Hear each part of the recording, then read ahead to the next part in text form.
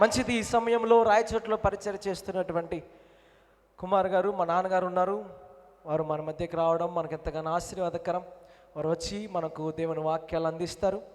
వారిని ఇట్లా వాక్యం చెప్పడానికి పిలిచినప్పుడు వారికి అనేకమైన పనులు ఉన్నప్పటికీ వారికి సంఘాన్ని వారు ప్రేమించి వారు మన మధ్యకు వచ్చారు. అందరం చప్పట్లు కొట్టి నాన్నగారిని మనం ఆహ్వానిద్దాం. అందరం చప్పట్లు కొడదాం. డాడీకి మనం అవకాశాన్ని ఇద్దాం, సమయాన్ని ఇద్దాం.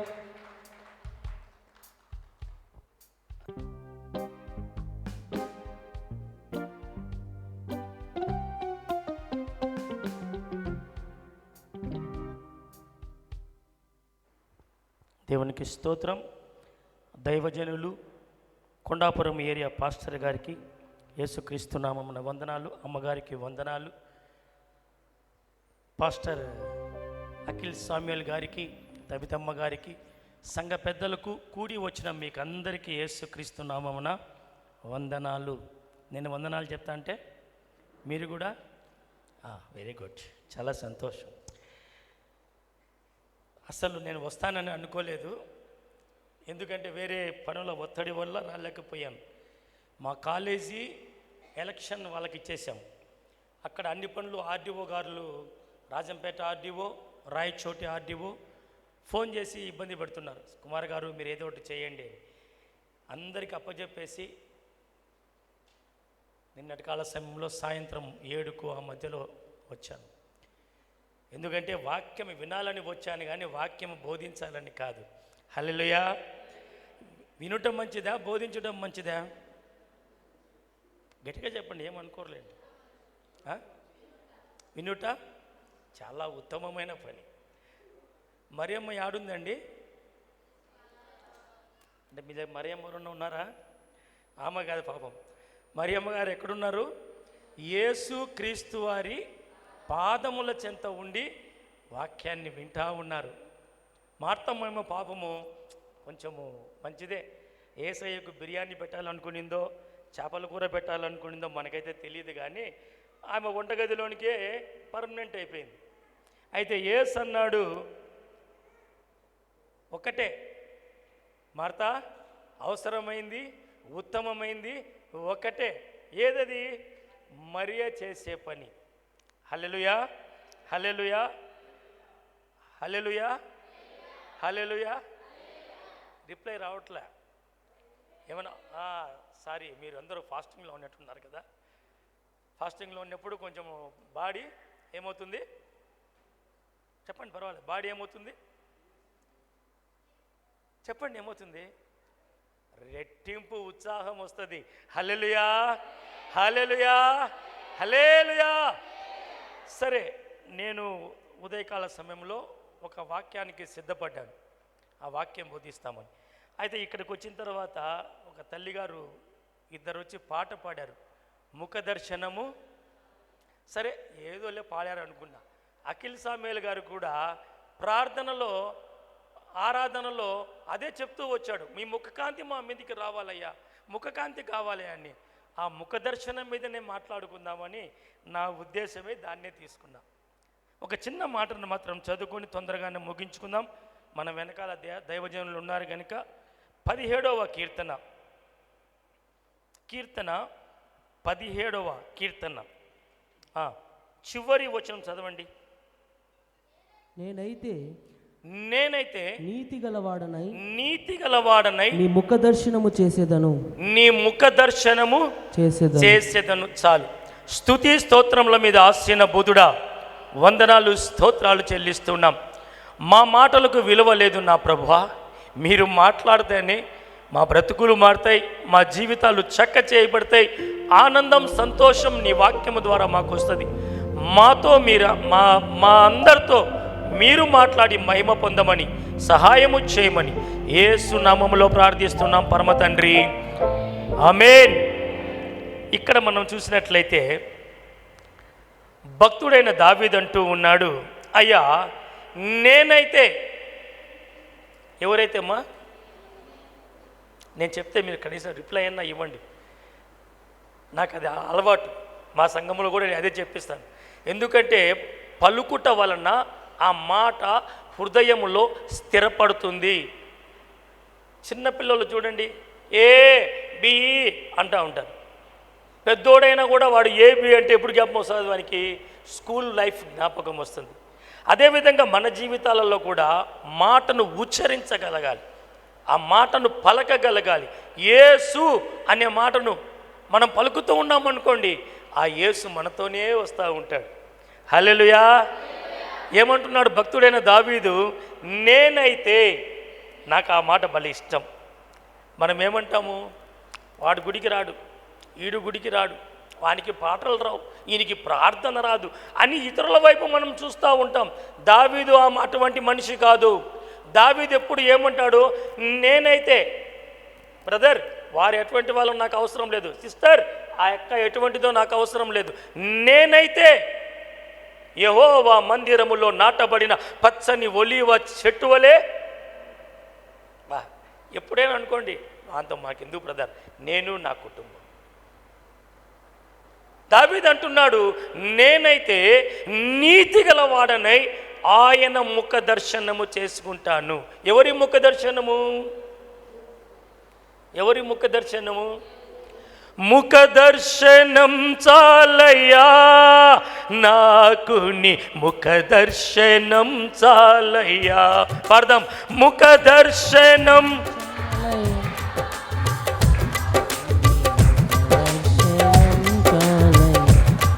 సమీపించని తేజస్సులో నివసించు నా యేసయ్యా, సమీపించని తేజస్సులో నివసించు నా యేసయ్యా,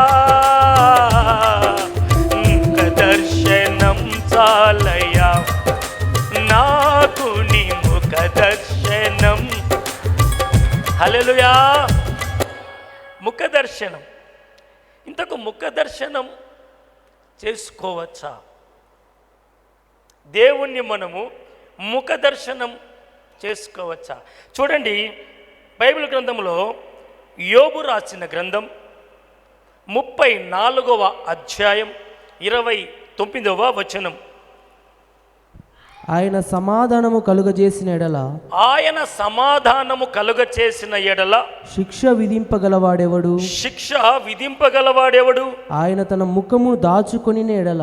ఇక్కడ చూడండి, ఆయన తన ముఖమును దాచుకున్న ఎడల ఆయనను చూడగలవాడెవడు?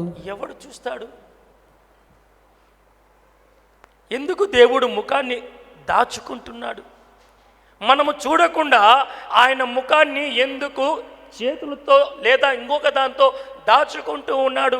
ముఖము తిప్పుకున్నాడంటే కొన్ని సందర్భాలలో మనం అంటూ ఉంటాం, రే నీ ముఖము నాకు చూపించొద్దు అంటాం. వాడేం చేస్తాడు? ముఖం ఇటు పక్కకు తిప్పుకుంటాడు. దేవుడు ముఖాన్ని పక్కకు తిప్పుకోలేదు, ముఖాన్ని కప్పుకున్నాడు.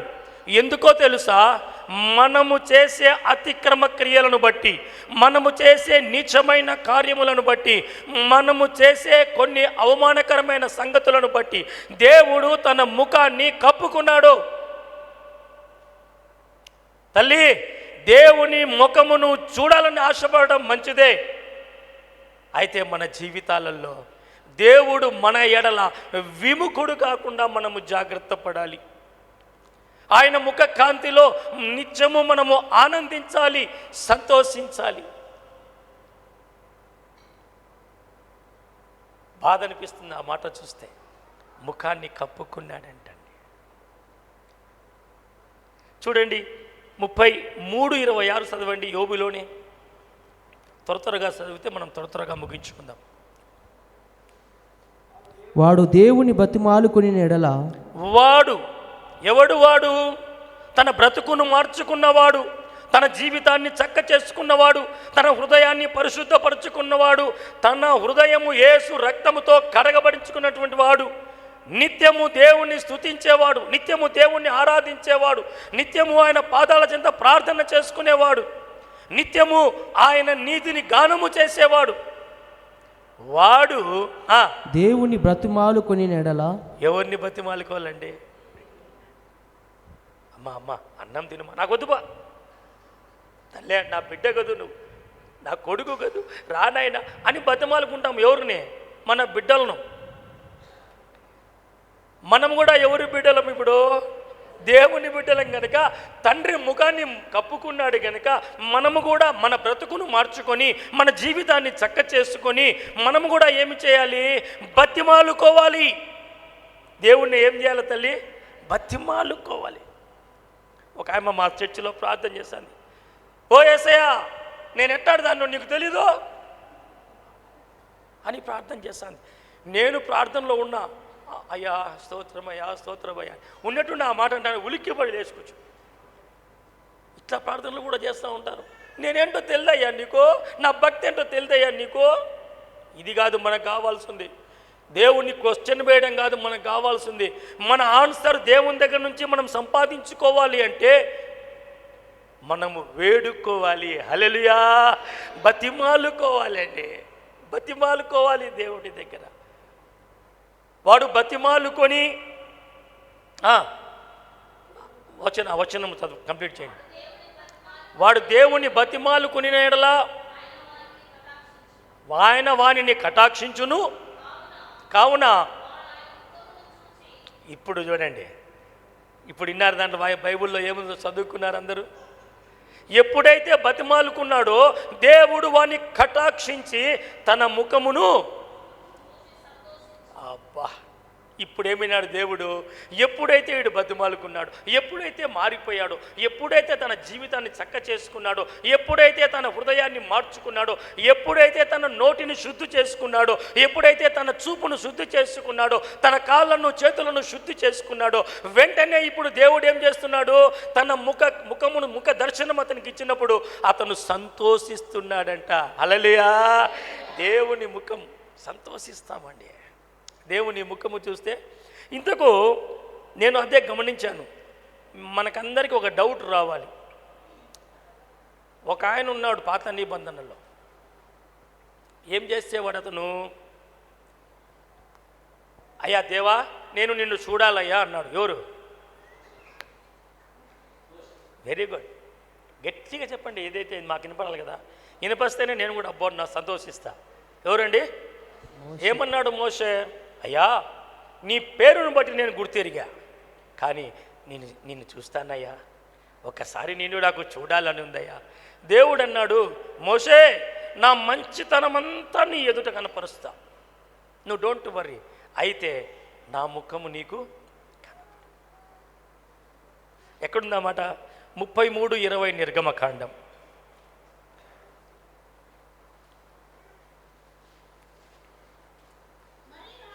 మరియు ఆయన, నీవు నా ముఖమును చూడజాలవు, ఏ నరుడు కూడా నన్ను చూచి. ఇప్పుడు మళ్ళా క్వశ్చన్ మార్క్ వచ్చేసింది మనకే. ఇంతవరకు పాటలు పాడుకున్నాం, ముఖ దర్శనము సాలయా, నాకు నీ ముఖ దర్శనము సాలయా. ఏమంట? ఎవరైనా ఆయన ముఖము చూస్తే చచ్చిపోతారంట, చనిపోతారంట. నేను కూడా దీన్ని చూసి బాధపడతా ఉంటే ఆదికాండ గ్రంథంలో మా నోడున్నాడు జాకబ్. ఏం పేరమ్మా? యాకోబు.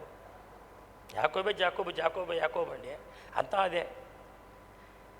యాకోబు ఏం చేశాడు? అన్న మహానయం నుంచి వస్తూ ఉన్నారు. అన్న వస్తూ ఉంటే ఈయనకు ఇంటిమేషన్ వచ్చింది. ఏమని? అయ్యా, నిన్ను ఎదుర్కొనే దానికి 400 మందితో, ఎంతమందితో? 400 మందితో మీ అన్నయ్య ఏషా వస్తున్నాడు అన్నాడు. కొంతమంది చెప్పే మాటలు ఎట్లుంటాయంటే బతికిచ్చేటిగా ఉంటే, చంపేటిగా ఉంటాయి. అవునా కదా? యాక్చువల్గా 400 మందిని పిలుచుకుని ఎట్లా వస్తున్నాడు? సంతోషంతో, నా తమ్ముడు వస్తున్నాడు, నా తమ్ముడిని వదిలేసి చాలా రోజులైంది, కౌగలించుకోవాలి, మేము కలుసుకొని ఉండాలి అని అతను సంతోషంతో వస్తున్నాడు. యుద్ధానికి రాలే, చంపాలని రాలే. అయితే చెప్పేవాడు ఏం చెప్పాడు? అయ్యో, మీ అన్న వస్తున్నాడులే 400 మందిని పిలుచుకొని. ఈయనకి ఏమైపోయింది? వణికిపోతున్నాడు, గడ్డ. మా అన్న వస్తే నన్ను చంపేస్తాడు, నా భార్యను చంపేస్తాడు, నా పిల్లలను చంపేస్తాడు, ఎట్లా అని అందరినీ పంపించేసి ఎదురుగా ఒక్కడే ఒంటరిగా ఎబ్బోకు అనే రేవు దగ్గర ఆ నరుడు, దేవుడు నరావతారిగా ఆయన మధ్యకు వచ్చి ఆయనతో మాట్లాడి ఆయన అంతా సెట్ చేసిన తర్వాత ఒక మాట అంటాడు చూడండి, భలే మంచి మాట అది. ఆదికాండ గ్రంథం 32వ అధ్యాయము 29 నుంచి 31 వరకు మెల్లిగా చదవండి. అప్పుడు దేవుణ్ణి అడుగుతున్నాడు, అయ్యా నువ్వు నన్ను దీవించావు, నన్ను ఆశీర్వదించావు, చాలా సంతోషమయ్యా, నీ పేరు చెప్పయ్యా అని అడిగాడంట. అందుకు ఆయన అడిగితివని చెప్పి ఆశీర్వదించను. యాకోబు ఎవరిని చూశాడంటమా? ముఖాముఖిగా దేవుణ్ణి చూసి తిని. అయినను అమ్మయ్య, మోషే అన్నాడు, మోషేతో అన్నాడు దేవుడు, నువ్వు పోతావురా నాయన నా ముఖం చూస్తే అన్నాడు. కానీ యాకోబు యథార్థంగా ప్రార్థించి యథార్థపరుడుగా మారి దేవుని సన్నిధిలో ఆశీర్వదించబడిన తర్వాత ముఖాముఖిగా నేను ఆయనను చూశాను అంటాడు. అందుకు ఆ ప్లేస్కి ఏం పేరు పెట్టాడండి? పెనుయేలు. పెనుయేలు అంటే కింద చూడండి ఏముందో, దేవుని. అమ్మయ్య, మనము కూడా దేవుని ముఖాన్ని చూడాలి. దేవుని ముఖాన్ని మనము చూడాలి. చూడాలి అంటే ఎక్కడికి పోవాలి మనం? ఇప్పుడు పరలోకానికి వెళ్ళి తండ్రి సింహాసనము పక్కన ఆనుకొని కూర్చున్నటువంటి యేసును చూడలేము గనుక మోకరించి ప్రార్థన చేస్తే యేసే తన ముఖాన్ని మనకు ప్రతిబింబింపచేస్తాడు. హల్లెలూయా, హల్లెలూయా. చూడండి, ఎవరు ముఖ దర్శనం చేస్తారు అనే రెండు మాటలు చెప్పి నేను ముగిచ్చేస్తానండి. ఇప్పుడు మనం చదువుకున్నాం 17-15లో ఏముంది? నేనైతే నీతిగల వాడనై ఆయన ముఖాన్ని దర్శిస్తాను. ఇప్పుడు ముఖాన్ని దర్శించాలి, దేవుని ముఖాన్ని మనం దర్శించాలి అంటే మనలో నీతి ఉండాలి. ఏముండాలి తల్లి? నీతి ఉండాలి. వాక్యం తెలియజేస్తుంది, నీతిమంతుడు లేడు, ఒక్కడు లేడు, అందరూ త్రోవ తప్పి వెళ్ళిపోయినారు. కానీ వాక్యం తెలియజేస్తుంది, నీతిమంతులు ఖర్జూర వృక్షము వలె మొవ్వవేయుదురు. అంటే నీతిమంతులు ఉండారా లేరా? పాత నిబంధనలో పాట పాడుతూ ఉంటారు కొంతమంది. ఒకటి అడిగాడు నన్ను, రే బాబు ఎందుకు రా అల్లరిగా తిరుగుతావు, నీకు మంచి టాలెంట్ ఉందిరా, రా చర్చికి రా, చర్చిలోకి వచ్చేస్తే నువ్వు ఆ టాలెంట్ దేవుని కోసం ఉపయోగిస్తే 10 ఆత్మలు మనకు దొరుకుతాయి, మనం అందరము ఆనందించవచ్చు కదా అంటే ఆడన్నాడు, అన్నా నీతిమంతుడు ఎవడు ఉండాడునా? మీ చర్చిలో నీతిమంతుడు ఎవరు ఉండారునా అని డైరెక్ట్గా నన్నే అడిగాడు. నేనన్నా నీకు నీతిమంతుడు కావాలి అంతే కదా, రా నేను చూపిస్తా అన్న. నేను చూపిస్తారా నీతిమంతుణ్ణి అన్నప్పుడు ఆ వ్యక్తి అన్నాడు, మళ్ళీ చూస్తాంలే అన్న అన్నాడు. దేవునికి ప్రార్థన చేశా, ప్రభువా మీరు నీతిమంతులు, మీ ద్వారా మీ రక్తంతో కడగబడిన మేము నీతిమంతులం, వాడేమో నీతిమంతులు లేడంటున్నాడు, మా పరిస్థితి ఏంటి ప్రభు అంటే కరెక్ట్గా 2 months తర్వాత వేరే వాళ్ళ చర్చిలో రక్షింపబడి ఈరోజు సంఘ పెద్దగా ఆ చర్చిలో ఉన్నాడు. ఒకరోజు నేను ఆ చర్చికి పోయి వాక్యం చెప్దామంటే ఎదురుగా ఉన్నాడు, ఇటు చూసా, వచ్చినా లేనో అన్నాడు. ఆనందం అండి. ఒక ఆత్మ రక్షింపబడి సంఘంలో కనపడింది అనుకోండి, నువ్వు ఎప్పుడో ప్రార్థన చేస్తుంటావు, ఎప్పుడో వాక్యం చెప్పింటావు, ఆ వాక్యము ఫలించి ఆ ఆత్మ ఎక్కడన్నా కనపడేయండి, దేవుని మందిరంలో కనపడాలి. నాకు అదే ఆశ. ఏ సంఘం ఆ సంఘం అని కాదు, ఏదో ఒక సంఘంలో దేవుని కలిగిన వ్యక్తిగా ఆ వ్యక్తి మారాలి, కనపడాలి, దేవుని నోరారా స్తుతించాలి. హల్లెలూయా, హల్లెలూయా. అలాగే మనం చూస్తూ వస్తే నీతిని కలిగి ఉండాలి. ఈనాడు లోకంలో ఏముందండి? ఏ నీతి ఉంది? గవర్నమెంట్లో ఒక శాఖే పెట్టారు కదమ్మా. ఏం శాఖ? అవినీతి నిరోధక శాఖ. ఏం శాఖ? అవినీతి ఫుల్ ఉంది లోకంలో, దుర్నీతి ఉంది, స్వనీతి ఉంది. కానీ మనకు కావాల్సింది ఏమి నీతి? యేసు క్రీస్తు ప్రభుల వారి రక్తము ద్వారా కడగబడిన తర్వాత ఆయన ఉచితంగా ఇస్తున్నాడంట. రోమీయులకు రాసిన పత్రిక 3వ అధ్యాయం 26, 25లో ఉంటుంది. చదవండి త్వరగా. క్రీస్తు యేసునందలి విశ్వాసము ద్వారా క్రీస్తు యేసునందలి విశ్వాసము ద్వారా ఆయనను ఆయన్ను కరుణాధారముగా బయలుపరచెను. కాదండి 24 24 కాబట్టి నమ్మువారు ఆయన కృపచేతనే క్రీస్తు యేసునందలి విమోచనము ద్వారా ఉచితముగా నీతిమంతులని తీర్చబడుచున్నారు. డబ్బు తీసుకొనా లేకపోతే ఇంకా ఏమన్నా ఫ్రీ? యేసు దగ్గర ఆల్ ఫ్రీ. రక్షణ నేను చెప్తాను, మీరు ఫ్రీనో కాదో మీరే చెప్పండి, చూస్తాం. రక్షణ ఏమన్నా డబ్బిచ్చుకున్నారేమో తల్లి, అందరూ గమ్మంగా ఉన్నారు. ఏమన్నా ఎవరైనా లంచం తీసుకొని మీకు ఏమన్నా బాప్తిసం ఇచ్చారా? ఎట్లా? లేదు కదా. రక్షణ చెప్పండి, ఫ్రీ అని చెప్పండి, ఏమవుతుంది? రక్షణ. అది మన దేవుని దగ్గర ఆల్ ఫ్రీ. వేరే దేవుని దగ్గరికి పోతే ఇట్ట పోతే ఒక రేటు, అట్ట పోతే ఒక రేటు. ఆ రేట్లు లేవు మన దగ్గర. డైరెక్ట్గా ఆయన కృపా సింహాసనమునొద్దకు వచ్చేదానికి వీలుగా తెర కూడా చింపేశాడు. అడ్డు తెర చింపేశాడు. ఇప్పుడు ఓపెన్ చేసేసాడు. డైరెక్ట్గా తండ్రి అబ్బా అని మొరపెట్టుకునే తన కుమారుని ఆత్మను మనకిచ్చాడు. మోకరించి ప్రార్థన చేసే మీ మధ్యకు దిగి వస్తానన్నాడు. ఆల్ ఫ్రీ అండి దేవునిలో, ఆల్ ఫ్రీ. మన తల్లి ఏమో అడిగింది నన్ను, ఏం మా చర్చికి రాలేదంటే కానుక లేదన్నా అని. ఏం లేదా? కానుక లేదు. కానుకకు చర్చికి ఏమన్నా సంబంధం ఉంది? ఉంటే వేయి, లేకపోతే లేదు. దేవుడిని కొడతాడా? ఒకప్పుడు యేసుప్రభుల వారంట ఆ కానుకలు పెట్టి గడిపి పక్కన నిలబడి ఉన్నాడంట. యేసుప్రభుల వారు వచ్చి నిలబడ్డారని తెలుస్తానే ఈ యూదులు ఉన్నారు కదా, శాస్త్రులు, పరిసయ్యులు, సద్దూకయ్యులు, వీళ్ళందరూ ఫోన్లు చేశారు ఇంటికి. ఆ బిరువాలో డబ్బు ఉండే ఆ కట్టెత్తుకునరా. ఎందుకు? ఆ కట్ట తీసి ఏసఐ ముందరట్టు వేస్తే ఏసఐ చూసి అబ్బా అనాలి. కొంతమంది కానుక ఇటు తీసుకుంటూ వచ్చేస్తా అంటారు. అట్లా కాదు, కానుక వేయాల్సింది కుడి చేతితో చేసింది. మనకు 2 చేతులు తెచ్చిపోతా ఉండాలి అప్పుడే, మళ్ళీ అంత సీన్ లేదులే కదా. ఎప్పుడైతే అందరూ వచ్చి బంగారు వేస్తున్నారు, వజ్రాలు వేస్తున్నారు, ఈ కానుకలో పెట్టెలు నిండిపోయినట్టు ఉన్నాయి, వేస్తూనే ఉన్నారు. యేసుప్రభులు చూస్తూనే ఉన్నారు.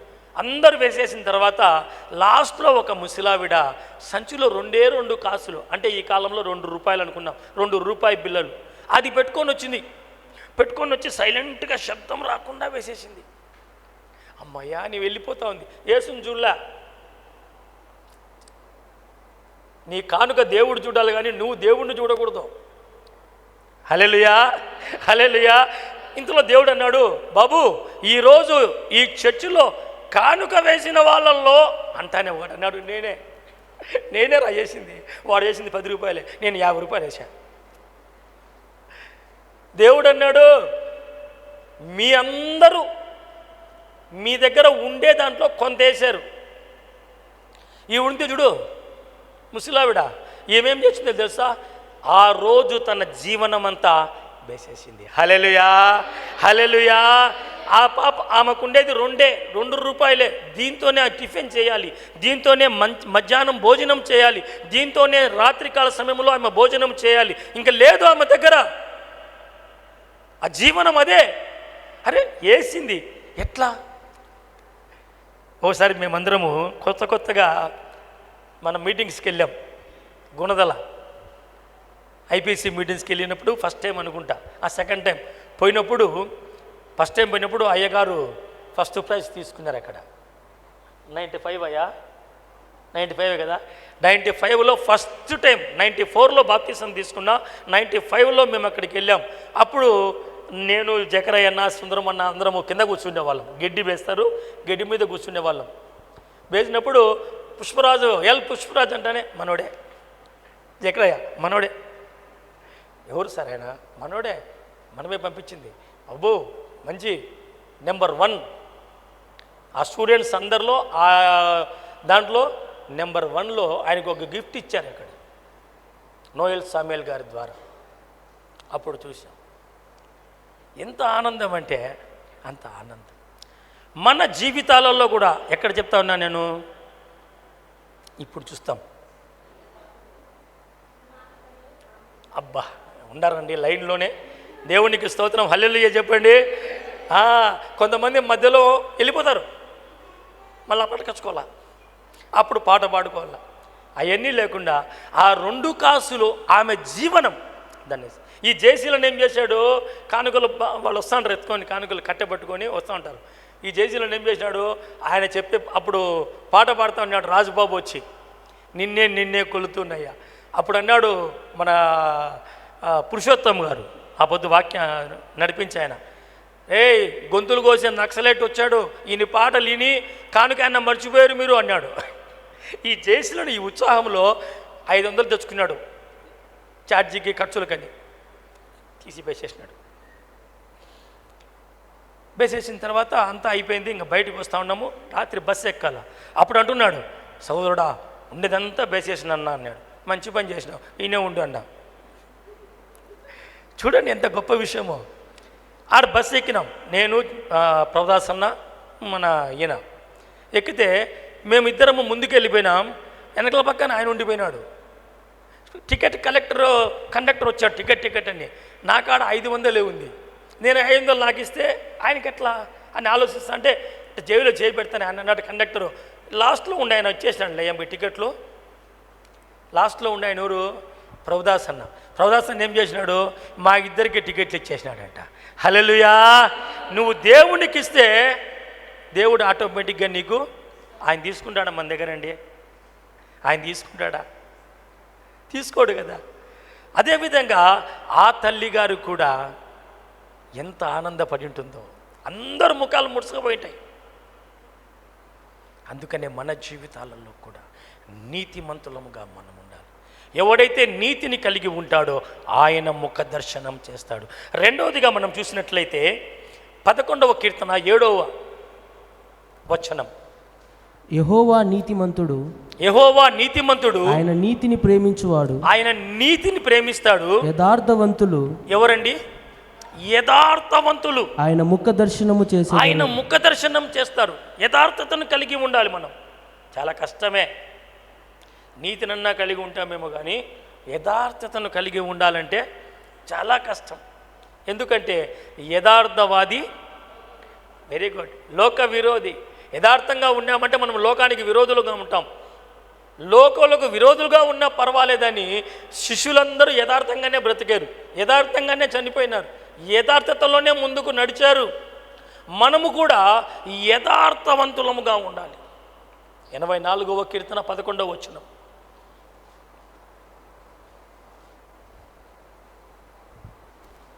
భూమిలో నుండి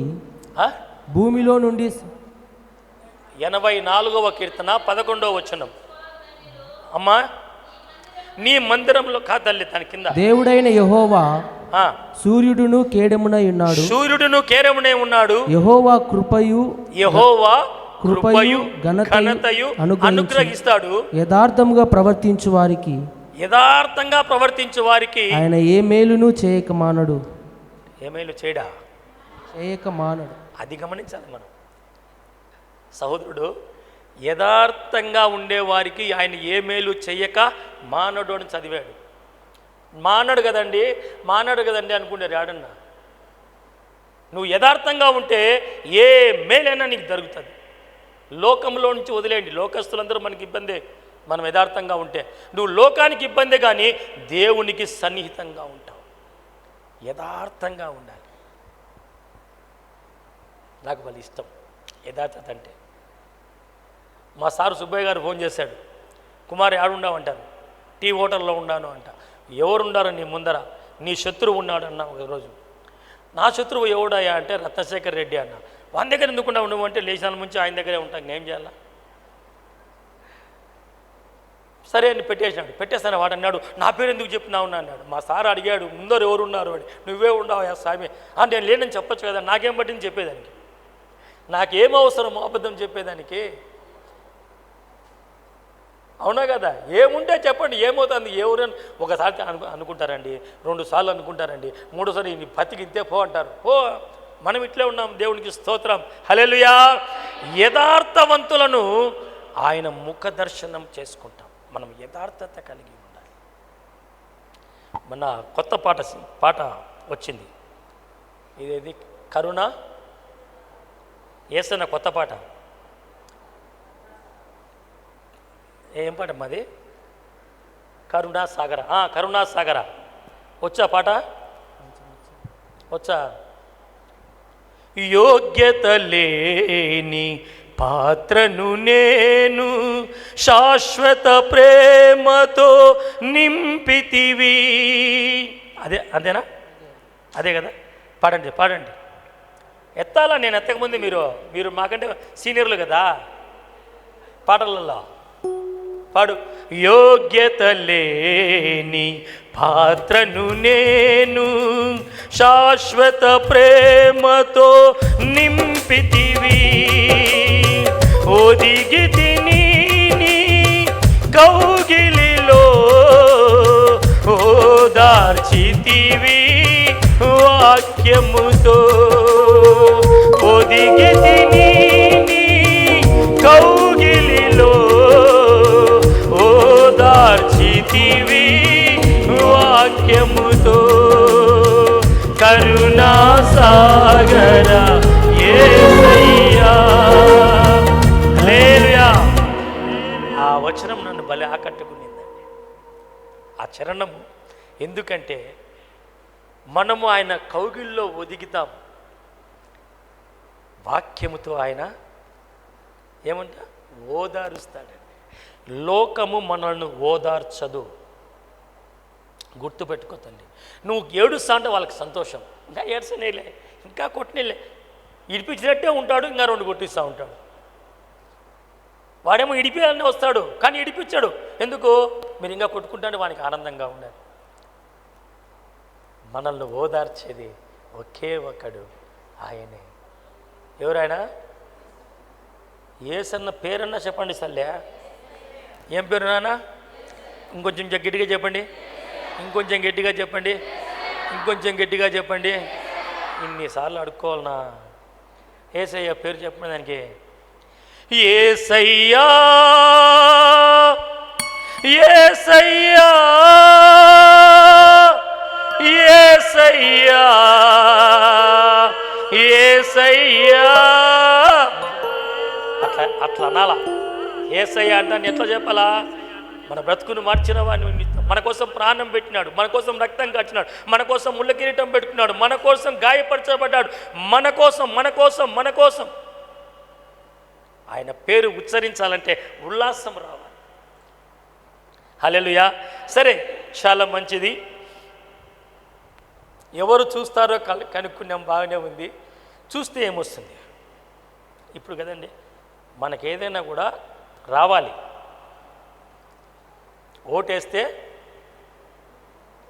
ఓటేస్తామంటే అవునా కదా? మనము ఎందుకంటే లోకం అండి, లోకంలో ఉన్నాం, ఆశిస్తాం, మనకి ఏదైనా కావాలని ఆశిస్తాం. ఇప్పుడు మనం కూడా ఉంటుంది, అన్నీ బాగానే ఉన్నాయినా, ముఖదర్శనం చేసుకుంటే నాకేమొస్తుంది? మీకోసమే ఒక వాక్యం తయారు చేసి పెట్టా, చూపిస్తా చూడండి. కీర్తనలు రాసిన గ్రంథం 90వ కీర్తన 8వ వచనం. కొంచెం ఇబ్బందిగా ఉంటుంది. దోషములను ఒక్క నిమిషం బాబు చందు, ఒక్క నిమిషం. కొంచెం ఇబ్బందిగా ఉంటుంది వాక్యం, ఏం ఫీల్ కావద్దండి. చెప్పండి, చెప్పు, గట్టి చదవండి, ఏం కాదు. మా దోషములను నీవు నీ ఎదుట నుంచుకొని ఉన్నావు. మా దోషములను నీవు మా ఎదుట ఉంచుకొని ఉన్నావు. నీ ముఖ కాంతిలో రహస్య పాపములు కనబడుచున్నవి. ఇందుకేమన్నా నువ్వు చెప్పింది ఇంతవరకు? ముఖదర్శనం అంటే ఆయనలో నుంచి ఏదన్నా వస్తుందేమో అది తీసుకున్నామని మేము అనుకుంటా ఉంటే, ఆయన ముఖకాంతిలో ఏం పాపాలమ్మా? రహస్య పాపం. ఏం పాపాలు తండ్రి? రహస్య పాపాలు కనిపిస్తాయి. రహస్య పాపం అంటే ఒక్కసారి, రహస్య పాపం అంటే ఏంది? నీకు మాత్రమే తెలిసింది, నీకు మాత్రమే తెలిసింది. ఈ అన్నగారు చెప్పినట్లు ఎవ్వరికి తెలియంది. ఎవ్వరు చూడలేదురా, ఎవ్వరికి తెలియదురా అనుకుంటా ఉంటాం. ఒకరోజు నేను చిన్నప్పుడు సండే స్కూల్లో ఉన్నప్పుడు మా టీచర్ అమ్మ మనిషికి ఒక అరటిపండు ఇచ్చింది. అది బాగా గుర్తుంది నాకు చిన్నప్పుడు. అందుకని మన పిల్లలను సండే స్కూల్కి పంపిస్తే జీవితంలో మర్చిపోరు యేసు ప్రభు. సరే ఇచ్చింది, ఇచ్చి రే ఎవ్వరూ చూడకుండా తినండి అనింది. నేను అనుకున్నా, నా అంత తెలివైనోడు వీళ్ళ దగ్గర ఎవరున్నారు అని పాస్టరమ్మ మంచం కిందకి దూరి టపటపాన్ని తినేసి తోలు అక్కడే పడేసి ఏమి ఎరగని వాళ్ళు లెక్క వచ్చా. అందరూ వచ్చారు. అంత చిన్న పిల్ల, మాకంటే చిన్నది, అట్టుకున్నట్టే ఎత్తుకొని వచ్చింది. దానికి ఎంత తెలివి. నేను నవ్వుకున్నాము. దీనికి యాడ కూర్చొని తినకూడదు, ఎవరు చూస్తూ అంటారు, ఆ చెట్టు మీద ఎక్కి పైన కూర్చొని తింటే ఎవరు చూస్తారు, ఏమీ తిక్కలాయమ్మ అనుకున్నాం మేము. పాస్టమ్మ వచ్చి అందరినీ చూసింది. ఏమ్మా నువ్వు తినలేదే? పాస్టమ్మ గారు, మొన్న మీరు వాక్యం చెప్పారు కదా, దేవుడు సర్వంతర్యామని, యాడ ఉన్నా కూడా కనపస్తారంట కదా, పాతాళంలో ఉన్నా కనపస్తామంట, ఆ పరలోకములో ఉన్నా కనపస్తామంట, భూమి మీద ఏ మూల దాక్కున్నా కనపస్తామని చెప్పావు కదా, నేను యాడిపోయి తినాలి అని. గాలి బుడ్డ బాగా ఊపి గాలి తీస్తే అట్టయిపోతామండి. అట్లా అయిపోయింది మా బ్రతుకు. అప్పుడు మేమేదో గొప్ప ఆమె దగ్గర అవార్డు తీసుకోవాలని లెక్కలో మేముంటే, ఆయన్ని చెప్పే మాటలకు ఫైసల్ ఇప్పుడు ఆ మాట ఎప్పుడు మా హృదయంలో ఉంటుంది. ఏడన్నా మనం ఒంటరిగా పోయినప్పుడు, మనం ఏదన్నా చూసామనుకున్నా, ఏమన్నా చేద్దామనుకున్నా గుర్తొస్తుంది ఆమె మాట. ఏమని? పైన పరలోకములో, కింద భూలోకములో, కింద పాతాళములో నీవు అన్నీ చూస్తావంట కదా ప్రభువా అన్నప్పుడు నేను ఉండేది ఆయన కనపడదు. అవునా కదా? కాబట్టి మన జీవితాలలో కూడా మన రహస్య పాపాలు ఆయన ముఖ దర్శనంలో కనిపిస్తాయి, ఆయన ముఖ కాంతిలో కనిపిస్తాయి. ఎందుకో తెలుసా? అవి నువ్వు చక్క చేసుకుంటే, అవి నువ్వు తీసివేసుకుంటే, అవి నీలో నుంచి దాన్ని దూరపరచుకుంటే, దానిలో నుంచి నువ్వు తప్పించుకొని ముందుకు సాగితే, పరలోకములో దివ్య మహిమలో నివసిస్తున్న యేసుని కన్నులారా చూస్తావు. హల్లెలూయా! ఎంత ఆనందం అండి. దేవుడు మనకి ఏది చేసినా మన మేలు కొరకే.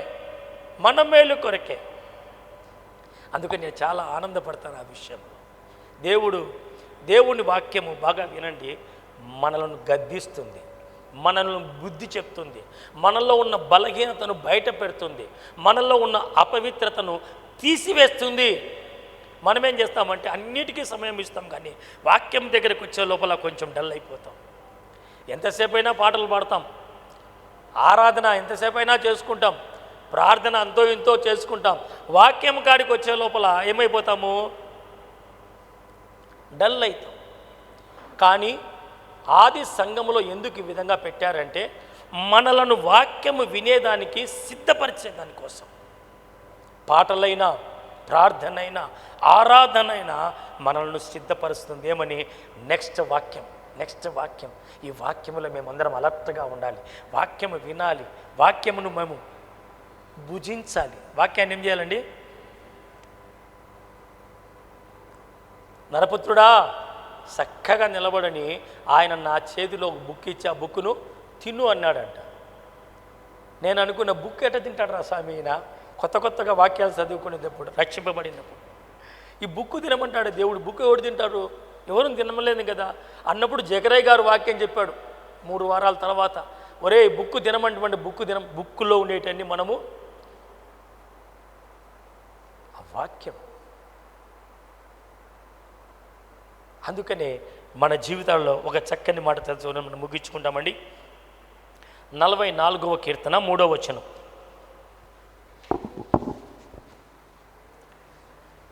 44:3. వారు తమ ఖడ్గము చేత దేశమును స్వాధీనపరుచుకొనలేదు, దేశాన్ని స్వాధీనపరుచుకొనలేదు. వారి బాహువు వారికి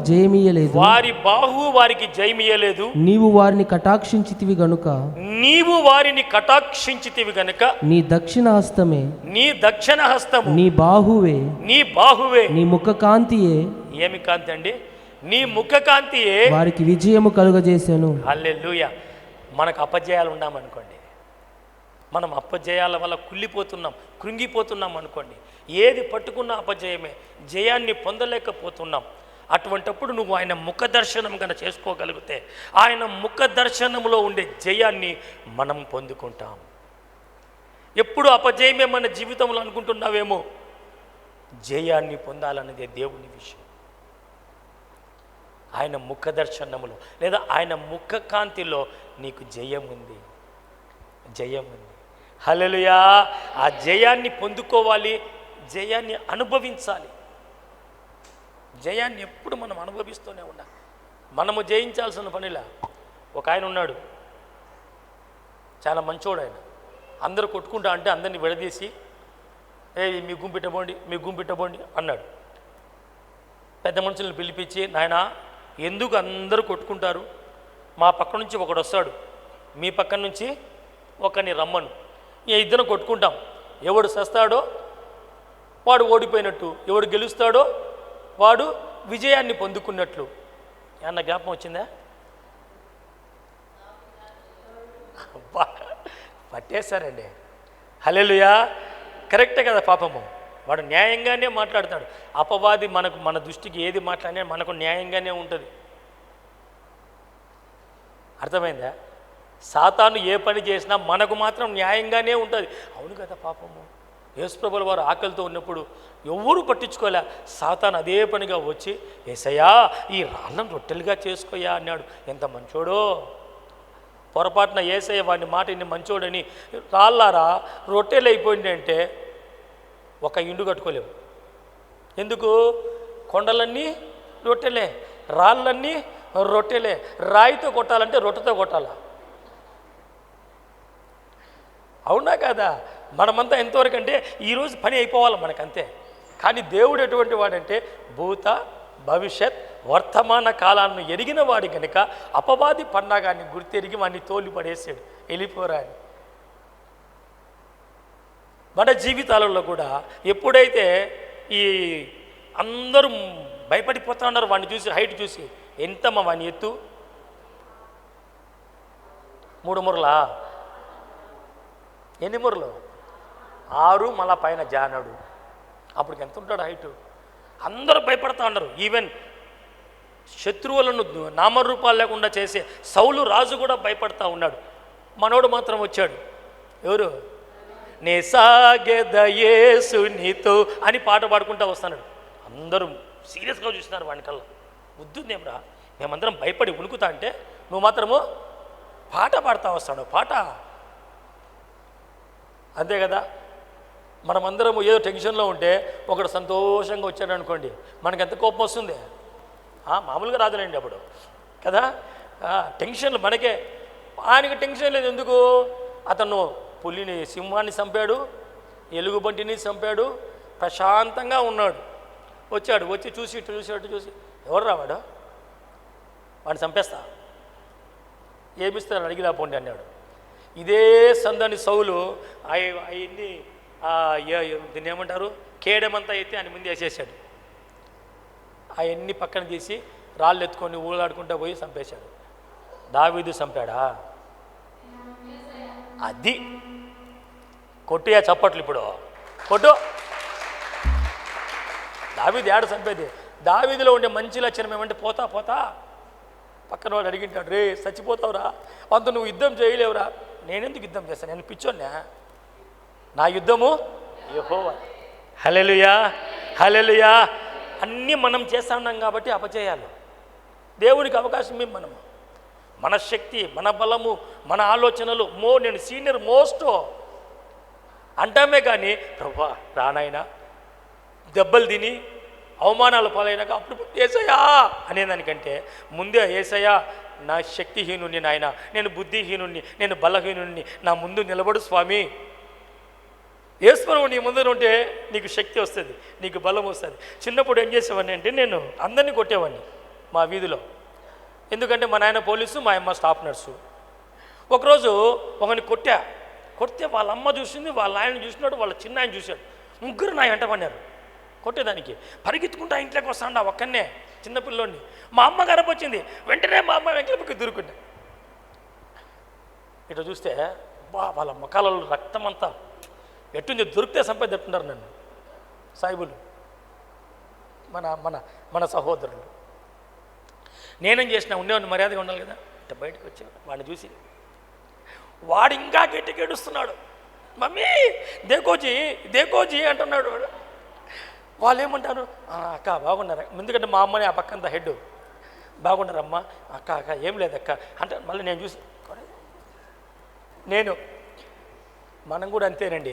యేసు ప్రభు ముందర ఉంటే సైతాన్తో ఆడుకోవచ్చు. పొరపాటు నువ్వు ముందర వినావనుకో,